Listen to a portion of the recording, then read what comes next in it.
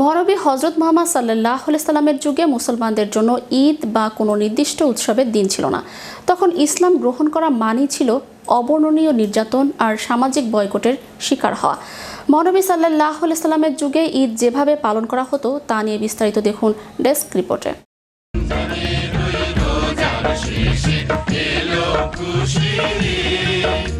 মহানবী হজরত মুহাম্মদ সাল্লাল্লাহু আলাইহি সাল্লামের যুগে মুসলমানদের জন্য ঈদ বা কোনো নির্দিষ্ট উৎসবের দিন ছিল না। তখন ইসলাম গ্রহণ করা মানেই ছিল অবর্ণনীয় নির্যাতন আর সামাজিক বয়কটের শিকার হওয়া। সেই ছোট ও নির্যাতিত মুসলিম সম্প্রদায়ের সামনে প্রধান চ্যালেঞ্জ ছিল ঈমান রক্ষা করা এবং আল্লাহর পথে অবিচল থাকা। উৎসব উদযাপনের মতো মানসিক প্রশান্তি বা অনুকূল পরিবেশ সেখানে ছিল না। তাই মক্কার 13টি বছর মুসলমানদের জন্য ছিল কেবল ধৈর্য, ত্যাগ এবং কঠিন সংগ্রামের ইতিহাস। পরিস্থিতি বদলে যায় যখন মহানবী সাল্লাল্লাহু আলাইহি সাল্লাম আল্লাহর নির্দেশে মদিনায় হিজরত করেন। এই হিজরত শুধু ভূখণ্ড পরিবর্তন ছিল না, এটি ছিল ইসলামী রাষ্ট্র ব্যবস্থা ও সুসংগঠিত সমাজ গঠনের শুভ সূচনা। মদিনায় এসে মুসলমানরা প্রথমবারের মতো স্বাধীনভাবে ইবাদত এবং সামাজিক সংহতি প্রকাশের সুযোগ পায়। এই নতুন সমাজে মানুষের পারস্পরিক সম্পর্ক ও সামষ্টিক সংস্কৃতির প্রয়োজনীয়তা বাড়তে থাকে। মদিনায় পৌঁছে মহানবী সাল্লাল্লাহু আলাইহি সাল্লাম লক্ষ্য করেন মদিনাবাসী বছরের দুটি বিশেষ দিনে আনন্দ উৎসব পালন করে। উৎসব দুটির নাম ছিল নওরোজ ও মেহেরজান।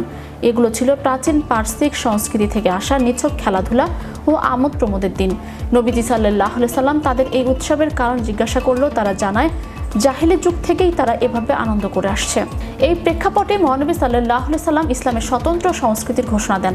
তিনি বলেন, আল্লাহ তাআলা তোমাদের ওই দুটি দিনের পরিবর্তে তার চেয়েও উত্তম দুটি দিন দান করেছেন। একটি হলো ঈদুল ফিতর ও ঈদুল আজহা। এই ঘোষণার মাধ্যমে ইসলাম বুঝিয়ে দিল এটি অন্ধভাবে কোনো সংস্কৃতি গ্রহণ করে না, বরং যা কল্যাণকর ও স্রষ্টার প্রতি আনুগত্যের স্মারক তাকে লালন করে।